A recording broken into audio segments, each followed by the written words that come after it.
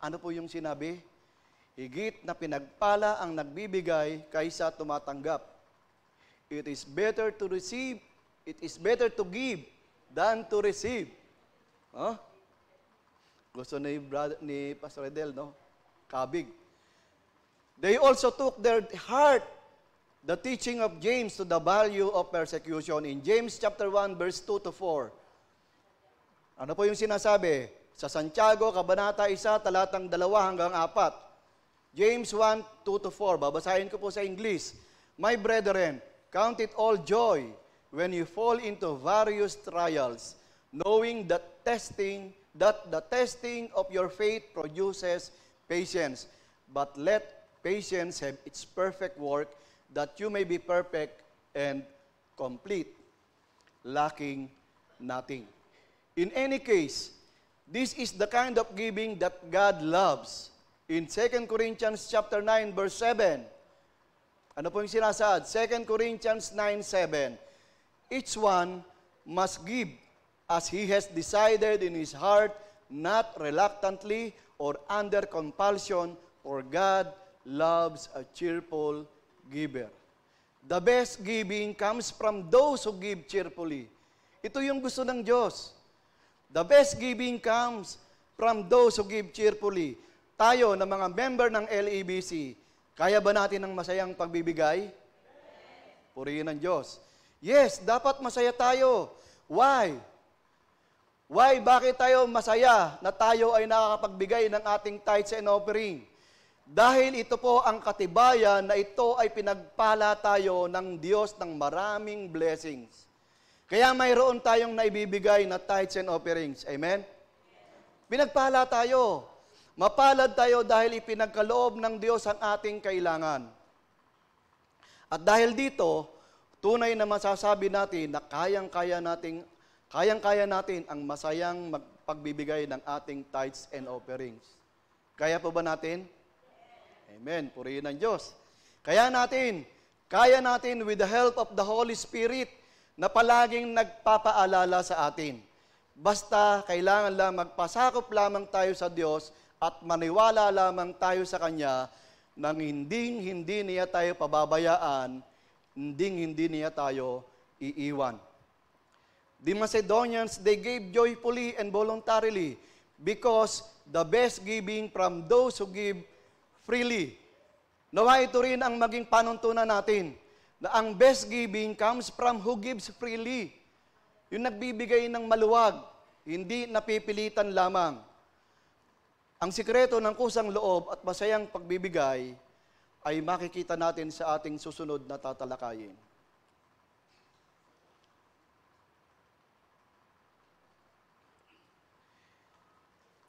Ibinigay nila una ang kanilang sarili.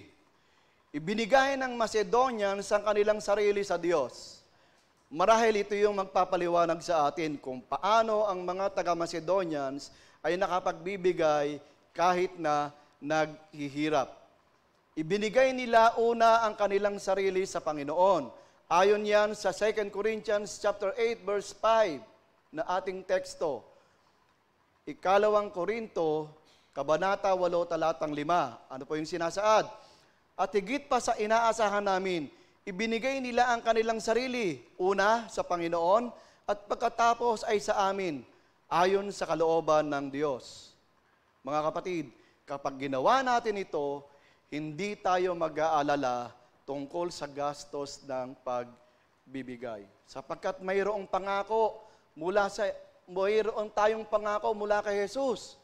Nang mababasa po natin sa Mateo Kabanata 6, talatang 25 hanggang 34. Babasahin po natin.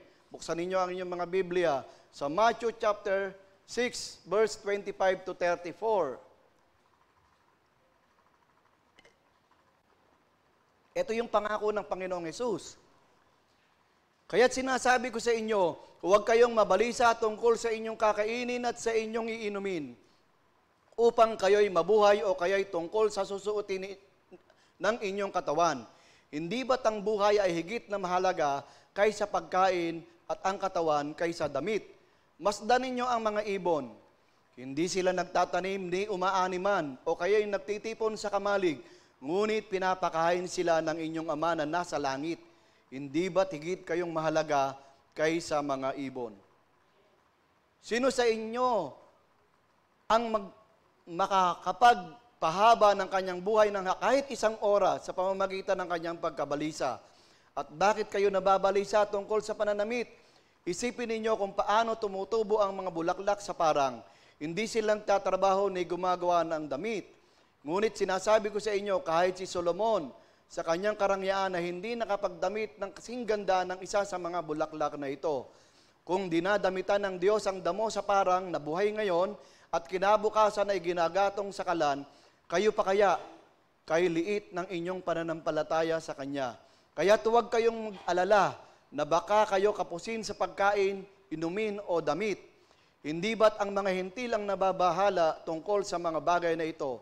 Alam na ng inyong Ama na nasa langit na kailangan ninyo ang lahat ng ito.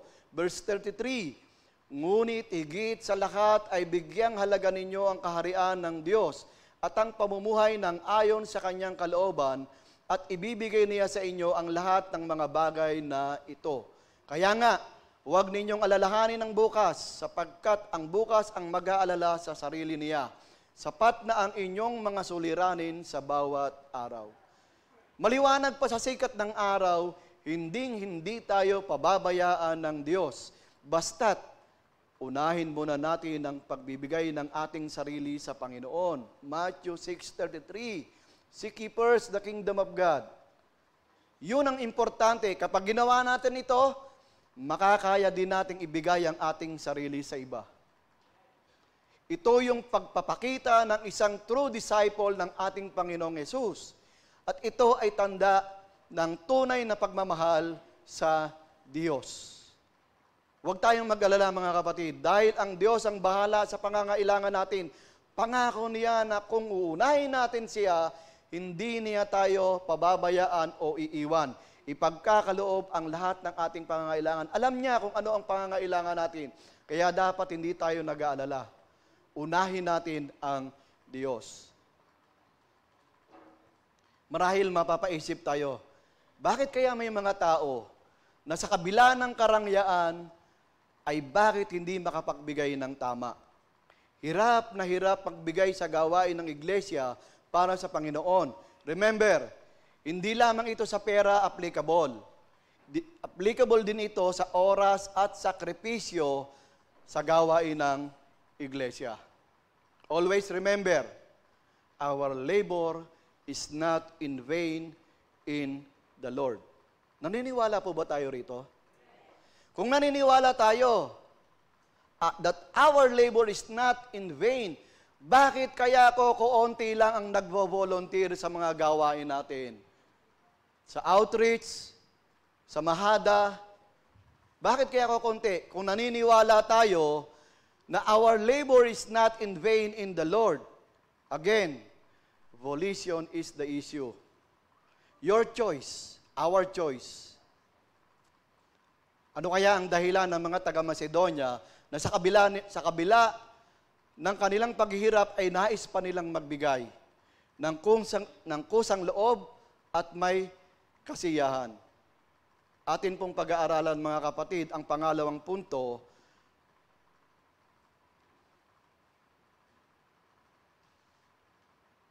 ang mga dahilan ng pagbibigay. Ano kaya yung mga dahilan? Number 1, pinagpapala ng Diyos ang nagbibigay. Sabi nga, it is more blessed to give than to receive. In Acts chapter 20, verse 35, I've shown you in every way by laboring like this that you must support the weak and remember the words of the Lord Jesus that He said, it is more blessed to give than to receive. The Lord blesses those who give. Amen? In Proverbs chapter 9, verse 17 says, he who has pity on the poor lends to the Lord, and He will pay back what he has given. Ang biyaya ng Diyos ay kumikilos sa mga nagbibigay. Naniniwala ba tayo rito? Katulad ng mga example natin, yung mga nakaraan na ginawa ko pong example, yung isang baso ng tubig. Kung ito ay sasarilinin lang natin, hawakan lang natin, punong-puno ng tubig, sa tingin ninyo, lalagyan pa ng Panginoon ng tubig? Hindi na, di ba? Bakit? Kasi matatapon lang. Pero kung ito ay binabahagi natin sa ating kapwa, lalo na sa mga kapatid sa pananampalataya, alam ng Diyos ang puso natin. At yung baso na yon ay lagi niyang pupunuin para meron tayong pantulong sa ating kapwa. Kung ang puso natin ay may kagalakan sa pagbibigay, our Lord God will bless us abundantly. Hindi para tayo ay yumaman. Tandaan natin, kung may puso tayo sa pagbibigay, we give generously, ang Diyos ay ibe-bless tayo abundantly, hindi para yumaman. Sa halip, He will bless us to be a channel of blessings to others. Kung ang puso natin ay makasarili, ano ang aasahan natin sa Diyos? So tingin nyo, ibe-bless tayo ng Panginoon? Yes, He will bless us also ng mga pagsubok para matuto tayo at matutunan natin na iwaksi ang pagiging makasarili. Tandaan natin, ang pagsubok ay blessing din. Diba?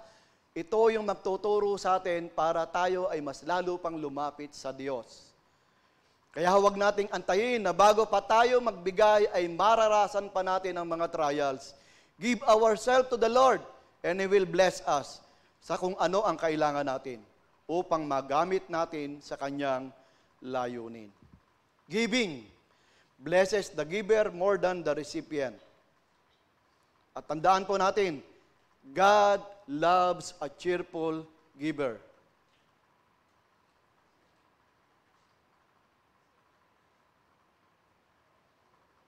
Mahal ng Diyos ang masayang nagbibigay. God loves a cheerful giver. Tulad ng pinapaalala ni Pablo sa mga taga-Korinto, sa 2 Corinthians chapter 9, verse 7, buksan ninyo ang inyong mga Biblia. 2 Corinthians 9:7.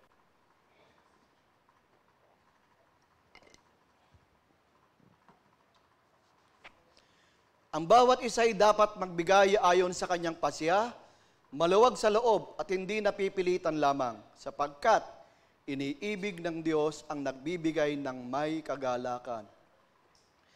Magbigay tayo ng maluwag sa loob at hindi napipilitan lamang, sapagkat mahal ng Diyos ang masayang nagbibigay. Amen? God loves a cheerful giver. Huwag tayong magbigay kung napipilitan lang tayo. Tandaan natin, huwag na tayong magbigay kung napipilitan lang tayo. Kaya, katulad ng mga ganito, kaya tayo ay nagbibigay ay dahil sinabi ni Pastor, kailangan daw magbigay ng tithes and offerings.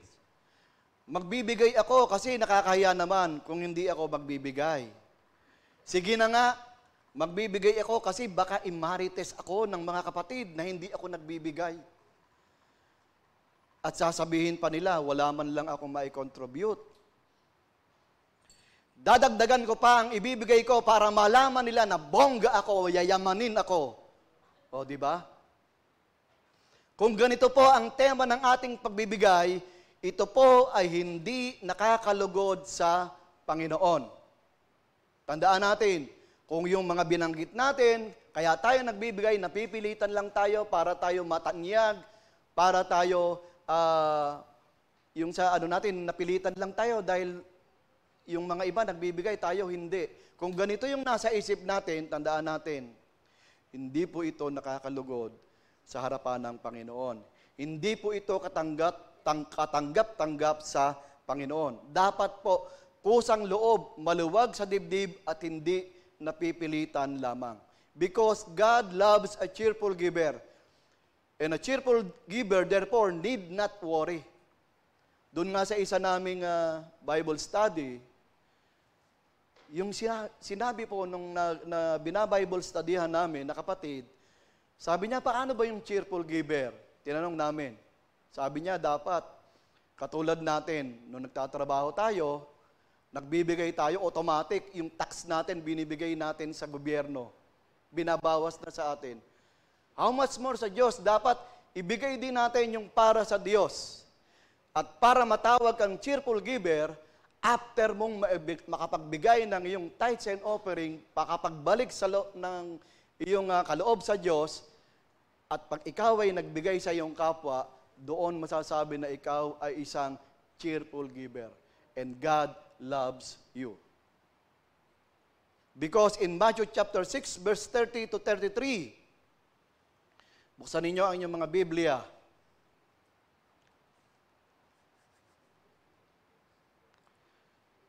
Now, if God so clothes the grass of the field, which today is and tomorrow is thrown in the oven, will He not much more clothe you, O you of little faith? Therefore, do not worry, saying, what shall we eat?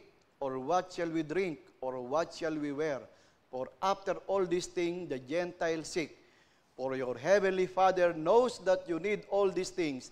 But seek first the kingdom of God and His righteousness, and all these things shall be added to you. Alam ni Lord kung ano-ano yung mga pangangailangan natin. Kaya hindi tayo dapat mag-worry. Instead, seek first the kingdom of God and all His righteousness, and all these things shall be added unto you.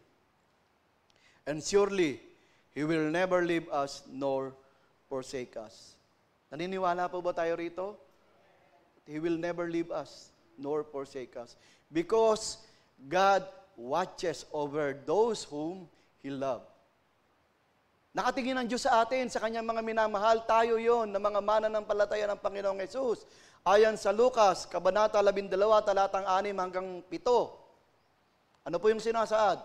Luke chapter 12, verse 6 to 7.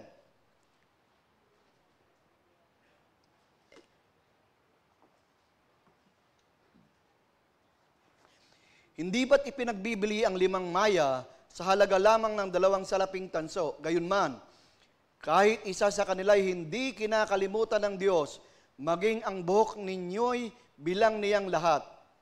Kaya huwag kayong matakot, higit kayong mahalaga kaysa maraming maya. Tandaan po natin mga kapatid, ang pagbibigay ng may kagalakan makes one a recipient of God's care and love. Kung tayo ay nagbibigay ng may kagalakan, ang mangyayari sa mga tumatanggap ay makakadama ng pag-aalaga at pagmamahal ng Diyos sa kanila. Amen? Kapag masaya tayong nagbibigay, maraming masaya yung ating binibigyan. Makakadama sila ng pag-ibig ng Diyos at ng pagmamahal ng Diyos. Bakit? Dahil alam nila, sa Diyos galing ang ibinibigay. Ang mga naghahasik ng masagana ay aani ng sagana. Sabi ng 2 Corinthians chapter 9 verse 6 o 2 Korinto Kabanata 9 talatang 6. Ito ang ibig kong sabihin, ang nagtatanim ng kakaunti ay aani ng kakaunti, at ang nagtatanim ng marami ay aani ng marami. Ang masaganang ani ay hindi para sa personal na pakinabang. Tandaan natin, sapagkat ayon din sa 2 Korinto 9:8-9, sabi nga, ang masaganang ani ay hindi para sa personal na pakinabangan. Basahin natin ang 2 Corinthians 9:8-9.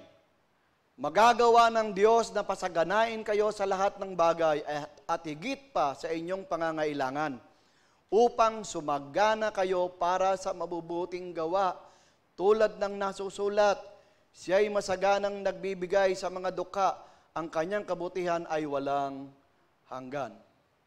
Sabi nga, ang paghahasik ng sagana ay para magkaroon ng lahat ng sapat na pangangailangan sa lahat ng bagay. Ibig sabihin, kapag marami tayong naihasik, marami ang makikinabang. Dahil kung marami tayong naihasik, ito ay upang magkaroon din tayo ng kasaganaan para sa bawat mabubuting gawa na itinalaga na ng Diyos noon pa mang una sa atin. Ephesians 2:8-10. Tulad ng gawain ng ating iglesia, hindi magiging matagumpay, tandaan natin, hindi magiging matagumpay ang gawain kung walang pagtutulungan ang bawat isa ng sagana. Hindi magiging matagumpay ang ating mga outreaches and mission point. At yung mga pag-evangelize natin, hindi magiging matagumpay yan kung walang pagtutulungan ng bawat isa. Sagana sa pinansyal na pangangailangan, because of our faithfulness in giving our tithes and offerings, matutulungan natin na maisakatuparan ang mga gawain ng iglesia. Sagana sa mga volunteer, kailangan natin ng volunteer. Palagi nating sinasabi na kailangan natin ng mga volunteer, mga youth, mga young adult, mga nanay, mga tatay.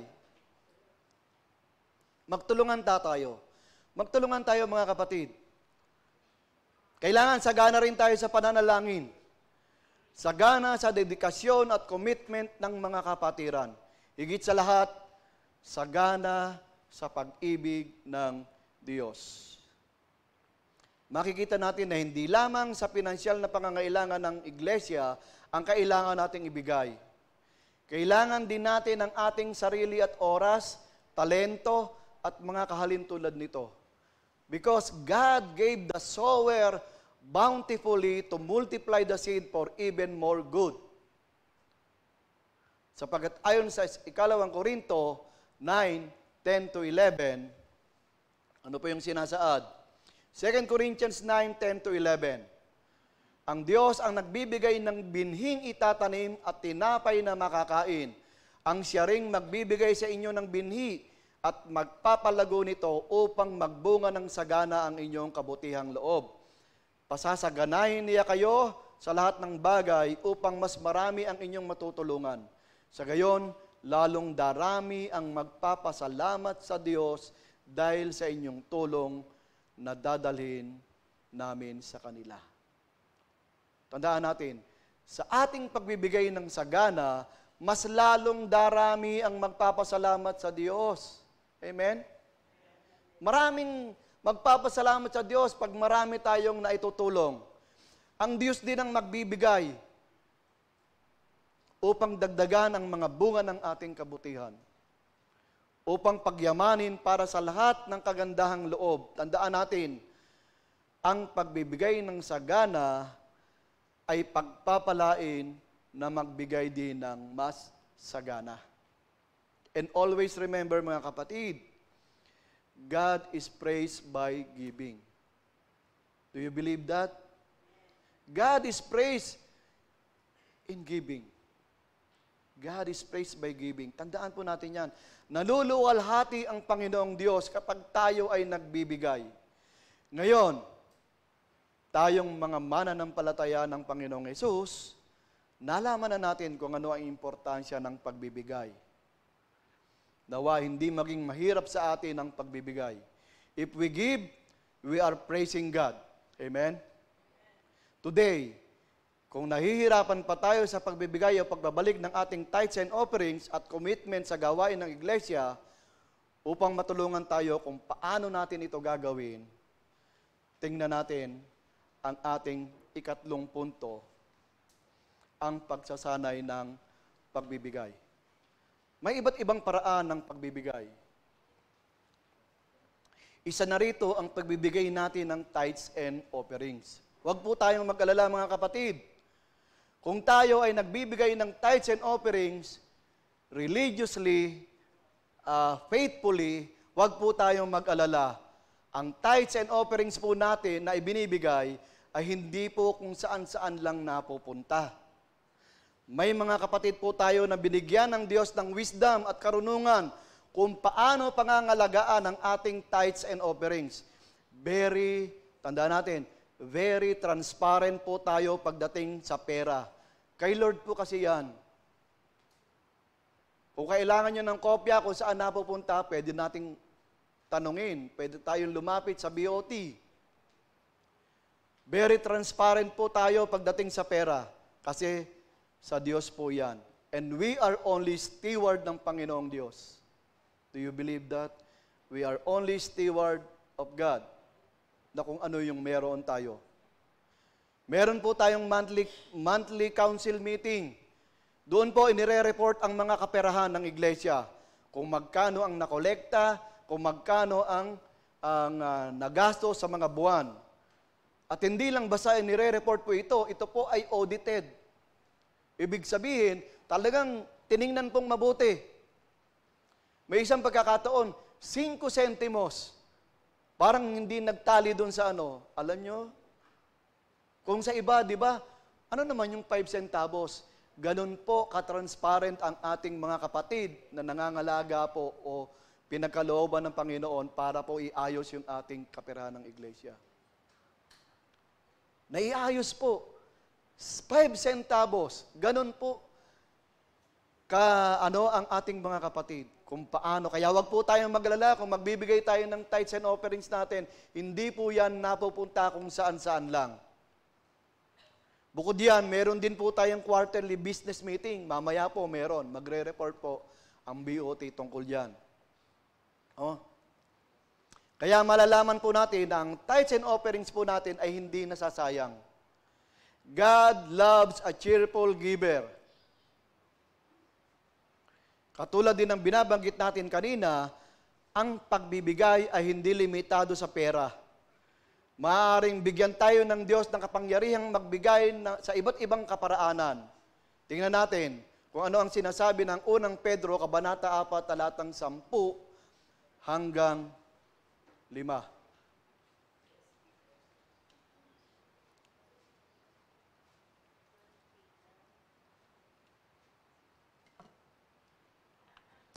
Ano pong sinasaad? Bilang mabubuting katiwala ng iba't ibang kaloob ng Diyos, gamitin ninyo sa kapakinabangan ng lahat ng kakayahang tinanggap ng bawat isa sa inyo. Ang nangangaral ay dapat salita ng Diyos ang ipangaral. Ang naglilingkod ay dapat maglingkod gamit ang lakas ng kaloob sa iyo ng Diyos upang sa lahat ng bagay, siya'y papurihan sa pamamagitan ni Hesukristo. Sa Kanya ang kapangyarihan at karangalan magpakailanman. Amen. Pwedeng ibigay natin ang ating mga talento. Example, sa pagtuturo. Pwede nating ibigay ang talento natin sa pagtuturo o paglilingkod. Ganon din ang ating panahon ay maaaring maging isang mahusay na regalo o pagbibigay. Whatever our abilities, tandaan natin, whatever our abilities and opportunities, gamitin natin ito sa kaluwalhatian ng Diyos. Gamitin natin sa kaluwalhatian ng Diyos because we are stewards of the manifold grace of God. We are only steward. Mga katiwala lamang tayo sa maraming biyaya ng Diyos. We should minister our gifts to one another. Kaya dapat paglingkuran natin ang bawat isa sa mga kaloob na ibinigay sa atin ng Diyos. Huwag nating sayangin ang kaloob ng Diyos sa bawat isa sa atin. Huwag nating sarilinin. Ibahagi natin ito sa iba. Katulad ng kaligtasang kaloob ng Diyos sa bawat isa sa atin. Ibahagi natin ito sa ating kapwa. Mag-volunteer na tayo. Magpa-enlist na tayo sa Sunday school as teacher. Meron po tayong project, expansion ng Sunday school.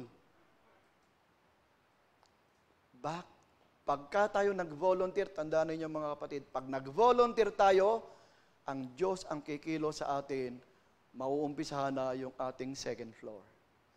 Kaya magpa-enlist na po tayo. Andun po si Sister Joy.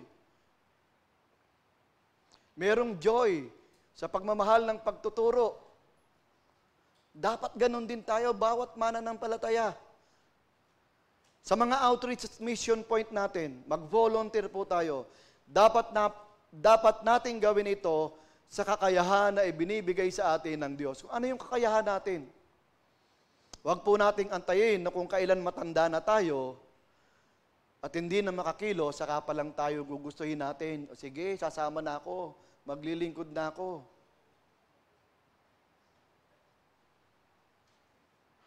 Baka tayo pa yung aalalayan ng mga volunteers ng mga bata. Hanggat malakas papaw tayo, mag-volunteer na tayo, gamitin na natin yung strength natin. Huwag na nating antayan kung kailan may sakit na tayo, kung kailan hindi na natin kaya ay saka pa tayo, sige na nga, mag-volunteer na ako. Kung kailan hindi na natin kayang magbigay ng tithes and offering, sige na, magta-tithes na ako. Hanggat kaya natin, ibigay na natin. Ibinigay na po natin ngayon kung ano yung meron man tayong kakayahan. Monetary, strength, physical and spiritual, time, talent, and many, many more. Marami. Magdadasal lang tayo at ihilingin natin sa Diyos, Lord, ano ba yung gusto mong ibigay ko? Ibigay lang natin yung sarili natin. Una ang sarili natin at si Lord na ang bahala sa atin. Remember, however we give, let it truly reflects God's grace in us. Isa pang bagay tungkol sa pagbibigay ay dapat mayroon tayong plano. May plano tayo sa pagbibigay upang maging masaya ang ating pagbibigay. Sabi nga, purposeful giving is the key to giving cheerfully. Ayon sa 2 Corinthians chapter 9 verse 7, 2 Korinto 9:7. Anong sinasaad? Ang bawat isa'y dapat magbigay ayon sa kanyang pasya, maluwag sa loob at hindi napipilitan lamang, sapagkat iniibig ng Diyos ang nagbibigay ng may kagalakan. May mga mananampalataya pa rin na nagbibigay maraming mga mananampalataya pa rin na nagbibigay, napipilitan lang. Subalit, ayon sa 2 Corinthians chapter 9 verse 7 na ating binasa, dapat ang bawat isa ay magbigay ayon sa kanyang pasya, maluwag sa loob at hindi napipilitan lamang. Bukod dito, may tinuturo din si Pablo sa mga taga-Korinto about giving. To lay by in store on the first day of the week, ayon sa 1 Corinthians chapter 16, verse 1 to 4. Anong sinasabi? Tungkol naman sa ambagan para sa mga kapatid, gawin ninyo ang tulad sa ipinagbibilin ko sa mga iglesia sa Galacia. Tuwing unang araw ng Sanlinggo, ang bawat isa ay maglaan ng bahagi ng kanyang kinikita at ipunin iyon upang hindi na kailangang mag-ambagan pa pagpunta ko diyan. Pagdating ko riyan, bibigyan ko ng sulat ang mga taong ipipiliin ninyo upang magdala ng inyong tulong sa Jerusalem. At kung kailangan pumunta rin ako, sasama ako sa kanila. Sabi nga, ilaanan natin o itabi na natin ang ating tithes and offerings after nating makareceive ng pagpapalang pinansyal. Upang hindi tayo mahirapan kung saan natin kukunin sa oras ng pagbabalik ang tithes and offerings. Kasi minsan, aminado ako, dati yun po yung akin, nung nagtatrabaho ko, yun po yung aking gawa. Kapag receive ng sahod, budget, pambayad ng kuryente, pambayad ng ilaw, pambayad ng tubig, pagkain, ganito, sa mga utang, sa mga loan. Loan doon, kaya taga London. Hindi mo na unahin ang tithes and offerings, pero nung natutunan na unahin ang tithes and offerings, hindi tayo pinabayaan ng Diyos. Meron tayong kapatid na nag-testimony dito. Dati hindi na natin siya kasama. Taga doon siya sa San Jose. Nag-testimony silang mag-asawa, wala na yung kanyang asawa. Nag-marites pa, no? Nung silang mag-asawa, meron po silang tindahan. Pag Sunday, binubuksan pa nila yung kanilang tindahan kasi marami silang customer. Ang laki ng kinikita nila. Pag Sunday, kumikita sila ng 10,000. Yun po yung testimony nila. At hirap na hirap silang magbigay ng kanilang tithes and offerings. Pero nung natutunan nila ang salita ng Panginoon, isinarado nila yung Sunday, ang kanilang tindahan, at nagbibigay sila ng kanilang tithes and offerings, yung kita nila ng Saturday ay dumoble, nagtriple. Bakit? Alam kasi ng mga customer nila, sarado sila eh. Diba? At dinagdagan pa yung mga customer nila nung Saturday. Kaya nagtiwala sa Panginoon. Ganon din mga kapatid, kung gagawin natin yon, hindi tayo pababayaan ng Diyos. Naniniwala po ba tayo dito? Unahin natin. Ilaan natin o itabi natin ang ating tithes and offerings after nating makareceive ng pinansyal na pagpapala. Upang hindi tayo mahirapan kung saan natin kukunin sa oras ng pagbabalik ng ating tithes and offerings. Kasi minsan, ginagawa ko rin po ito noon kapag sumahod na. Sa katapusan pa naman yung kasi 1 month yung ganun yung nasa isip ko noon. 1 month pa naman Gamitin ko muna ito. Pagdating na aking sin, nung naka-receive, hindi nagtabi, pagdating ng katapusan, nahirapan na kasi ang daming loan dito, loan doon, may Meralco, may tubig. Hirap na hirap pagbibigay ng tithes and offerings. Hindi na kaya. Kasi ginastos na. Pero kung naitabi na natin, hindi tayo mahihirapan. Meron tayong mga kapatid na ginagawa yon. Meron silang envelope. Ito sa tubig, ito sa ito tithes, ito ganun. Gawin natin upang hindi tayo mahirapan.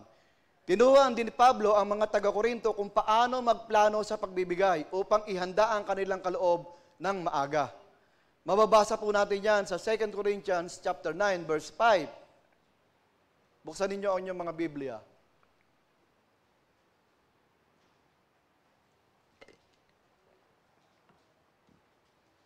Second Corinthians 9:5. Kaya't pinakiusapan ko ang mga kapatid na mauna riyan upang maihanda ang tulong na ipinangako ninyo. Sa gayon, makikita na talagang kusang loob ang pagbibigay ninyo at hindi sa pilitan. So plan our giving if we wish to give cheerfully. How do we plan? Paano na tayo magpaplano? Yan po yung tatalakayan natin sa susunod na ating pag-aaral. Mga mungkahi sa pagbibigay. Planuhin natin ang ating pagbibigay upang makatulong sa mga nangangailangan. Sinabi ni Pablo na magplano sa pagbibigay upang makabuo tayo ng masayang pagbibigay. Sabi nga, habang umuunlad tayo, magtabi na ng marami for individual benevolence. Start a separate account into which you put aside a certain amount each pay period, or send that amount to your church. Plan the use of your talents and time. Iplanuhin na natin yung talents natin and time. Don't wait. Don't wait till someone asks you for help on the unplanned moment. Tignan natin yung schedule natin and budget your time to offer your abilities. Budget your time to offer your abilities. Teaching, sharing the Word of God, and many more. Planuhin natin. I-budget natin yung time natin. Magbigay upang makita ng Diyos. Tandaan natin, magbibigay tayo upang makita ng Diyos, hindi ng tao. Buksan natin ang ating Biblia sa Matthew 6:1-4.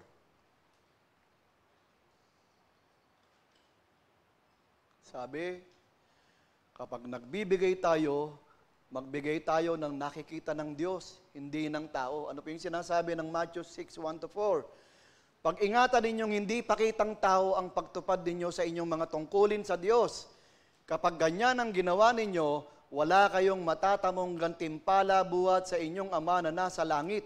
Kaya nga, kapag nagbibigay ka ng limos, huwag mo nang ipag-ingay pa gaya ng ginagawa ng mga mapagkunwari sa mga sinagoga at sa mga lansangan upang sila'y purihin ng mga tao. Tandaan ninyo, tinanggap na nila ang kanilang gantimpala. Sa halip, kapag nagbigay ka ng limos, huwag mo nang ipaalam ito maging sa matalik mong kaibigan. Gawin mong lihim ang iyong pagbibigay ng limos at ang iyong Ama na nakakakita ng kabutihang ginagawa mo ng lihim ang siyang magbibigay ng gantimpala sa iyo. Kusang loob tayong magbigay at huwag na nating ipangalandakan pa o sabihin pa sa iba na nagbigay tayo. Tulad ng panalangin at pag-aayuno, ang pagbibigay ay dapat gawin para sa Diyos, hindi para sa tao. Kung magbibigay tayo, ang Diyos lamang ang nakakaalam. Huwag na nating ipangalandakan, katulad ng binanggit ko kanina, oy, magbibigay ako. Eto, nagbigay ako, ang dami dinagdagan ko pa. Kasi bonggang-bongga ako, yayamanin na ako ngayon. Kaya bongga rin ang ibibigay ko. Dito pa lang sa lupa, tinanggap na natin ang gantimpala.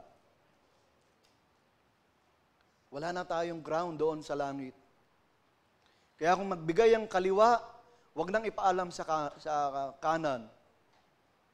Magbigay ng ayon sa kusang loob, hindi napipilitan lamang. Magbigay na pagpapakita natin ng pagmamahal natin sa Diyos. Ibigay natin yung talent natin, ibigay natin yung oras natin, kung ano yung ipinagkaloob sa atin ng Diyos, ipagkaloob din natin, ibalik din natin sa Diyos. Kung tayo ay binayayaan, yayamanin na tayo ngayon, ipagkaloob natin yan sa Diyos. Mas lalo pa tayong pagyayamanin ng Diyos kasi alam ng Diyos kung ano ang nasa puso natin. Bibiyayaan niya tayo hindi para tayo ay yumaman, bagkus bibiyayaan niya tayo para mas marami pang makinabang, mas maraming matulungan, at mas maraming magpupuri at magpapasalamat sa Diyos. Sabi nga, tulad ng panalangin at pag-aayuno, ang pagbibigay ay dapat gawin para sa Diyos, hindi para sa tao. It is much easier and more blessed to give when you plan to give. Magiging easy lang yung buhay natin kung ipaplano natin yung pagbibigay. Yung tithes and offerings natin, hindi yan magiging problema kung pinaplano lang natin, kung sinusunod lang natin kung ano ang sinasabi ng Diyos, kung ano ang nakasaad sa salita ng Diyos. It is much easier, more blessed to give when you plan to give, because God loves a cheerful giver. Sa Diyos po ang lahat ng papuri at sa ating pong pagwawakas.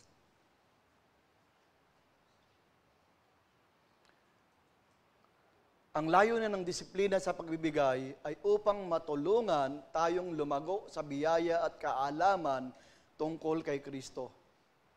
Upang matulungan tayong lumago sa ating spiritual na buhay. Yan po yung layunin ng disiplina sa pagbibigay. Para mas lalo pa nating malaman ang ating Panginoong Hesus, mas lalo pa natin siyang makilala, at mas lalo pa tayong lumago sa ating spiritual na buhay.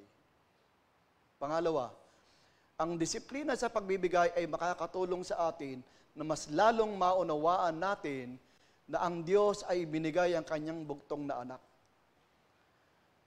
Si Jesus nga ibinigay niya sa atin. How much more yung mga material na bagay? How much more yung mga talent na hindi niya ipagkakaloob sa atin?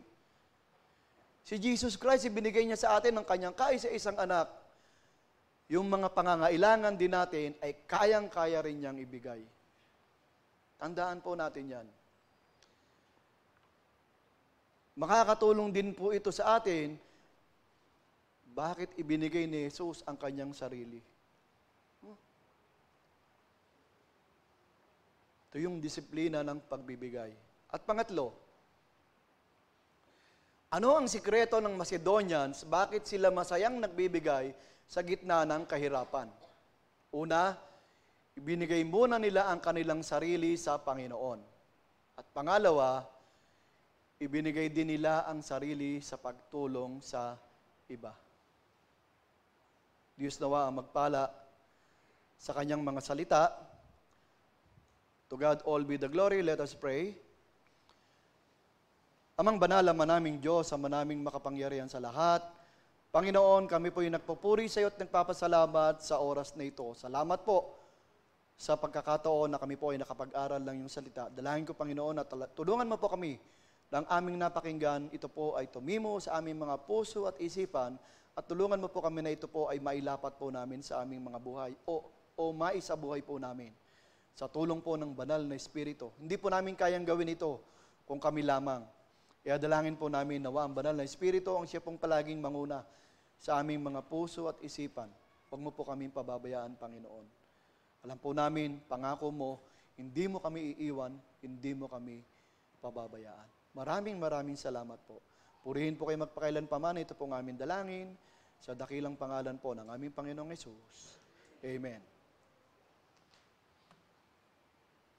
Kaya ba nating magbigay ng masaya? Purihin ang Diyos. To God be the glory.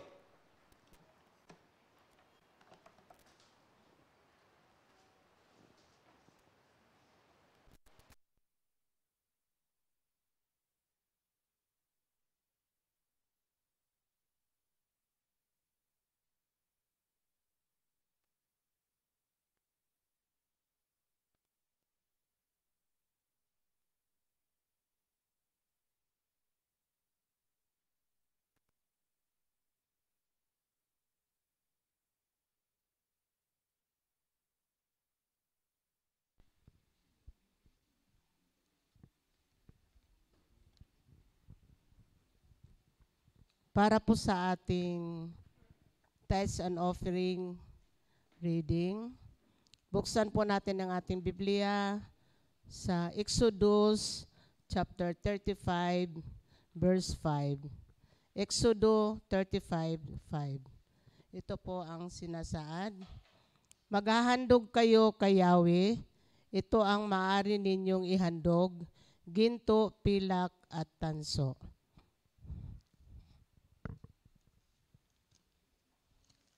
Tayo po ay manalangin. Heavenly Father, I come to you to praise and worship you and to lift you up. I lift up your name and exalt you. In all things, I praise you. Thank you, Lord, for all the blessings that you have given us. Thank you, Lord, for your guidance and protection sa bawat isa. Thank you, Lord, for your unconditional love, Panginoon. Kahit minsan kami ay hindi nakasunod sa inyo. Lord God, I pray for the tithes and offering na aming malikom.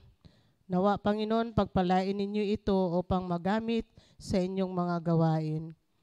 Bless every one of us, O God. Salamat sa buhay at kalakasan na patuloy niyong pinagkaloob sa amin. Forgive us, O Lord, sa lahat ng aming nagawang mga kasalanan. Nawa, kayo po, Panginoon, ang patuloy na manguna sa aming mabuhay. At kayo po ang aming mapurihan at kayo po ang aming maitaas. Ito po ang aming samot dalangin sa pangalan ni Jesus. Amen.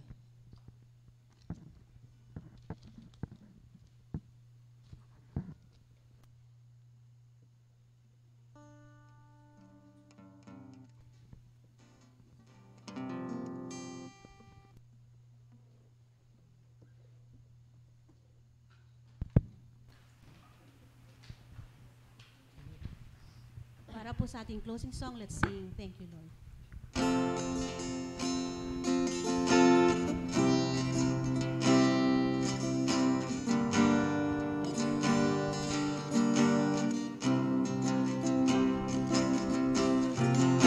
I come before you today, and there's just one thing that I want to say. Thank you, Lord. Thank you, Lord, for all you've given to me,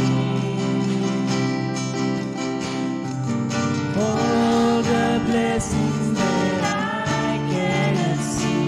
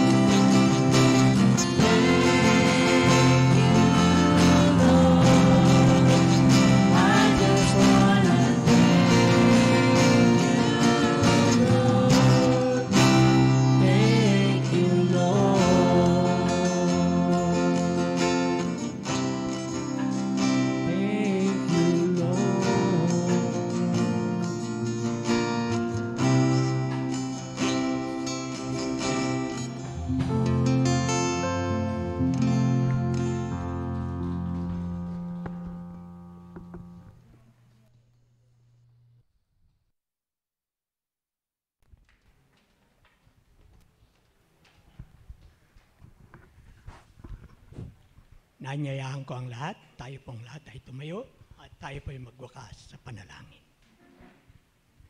Tayo po'y manalangin. Amang banal, Diyos na makapangyarihan sa lahat, kami po'y nagpupuri at nagpapasalamat sa pagkakataon ng Diyos na tinipon mo ang iyong mga anak sa dakong ito upang sa iyo ay sumamba sa Espiritu at katotohanan. Ang iyong lingkod na iyo pong ginamit upang ipaliwanag ang mga katotohanan na kung paano kami magbigay ng may kagalakan, Panginoon. Iyo nga po siyang pagkalooban ng natatanging karunungan na nagmumula sa iyo, Panginoon. Upang sa Kanya pong pagtayong muli sa dakong ito ay marami pang katotohanan ang Kanya pong maipaliwanag. At nawa, ang lahat ng mga katotohanan ito'y kintal mo sa aming puso't kaisipan upang maging pamantayan namin sa aming pong pagbibigay ng may kagalakan. Panginoon, salamat po ng maraming. Patuloy na pagkalooban mo kami ng pagkakataon, Panginoon. May sa gawa namin ito. May sa pamuhay namin ito, Panginoon. Upang ang gawain ng iglesyang ito ay magpatuloy na maggampanan, Panginoon. At may sa gawa ito para sa iyo pong kapurihan. Panginoon, salamat po ng maraming. Patuloy na amin pong itataas ang iyong dakilang pangalan sa amin pong mga buhay, sapagkat ito ang amin pong dalangin sa pangalan ni Jesus. Amen and amen.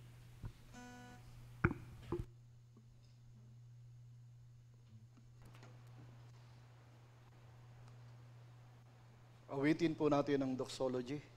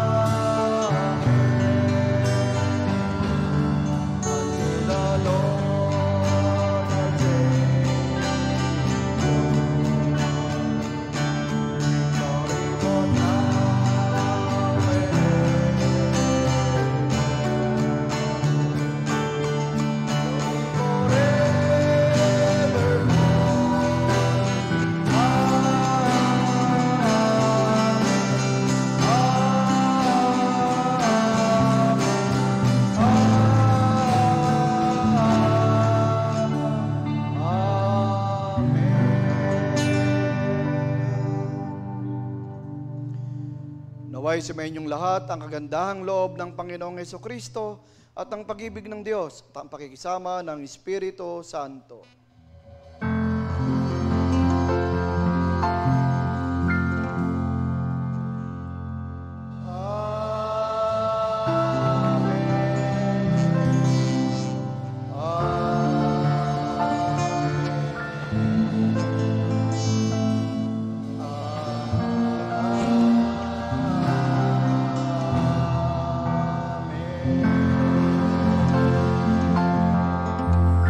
God is good and all the time.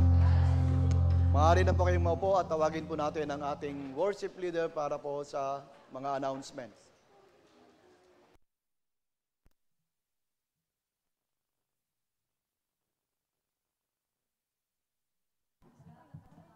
Namatay pala yung mic. At sa lahat ng pagkakataon, ayun, naway maging cheerful giver po tayo upang pagpalain tayo ng Panginoon. At sa ating pong mga announcements, Sunday worship attendance, worship service 75 kids, 19, a total of 94 po tayo. Meron po tayong, wala pala. Biglang Happy birthday po, July 28 kay Tinsley Aranda. Malapit na. Ngayon. Celebrate natin. July 29, si Ramil Absalon. At sa August 1, si Epric Garcia. Alpric pala yun. Alpric. August 3, si Briton Belarmino. Wala pa si Briton, ano? At ang worship leader po natin sa next Sunday ay si Brother Edgar Andaya po. Offertory reader and prayer po ay kay Sister Babes Reyes. At closing prayer, Brother Joy Santonia. Ang marshal po naman natin ay si Brother Judy Montejo. Ang greeter at Aseret, Brother Perdi, and Sister Lynn Pitarge. At ang presider po natin sa atin pong prayer meeting, si Brother Perdi Pitarge. Inaanyayan ko po kayo lahat sa ating prayer meeting sa Merkules. Praise and worship jam session later this 2 p.m. after worship. Business meeting po right after Sunday worship. Wala po tayong wala po tayong Sunday school. So, meron pa po bang announcement? Kung wala na po, mag-break time na po tayo. May break time ba? Wala na.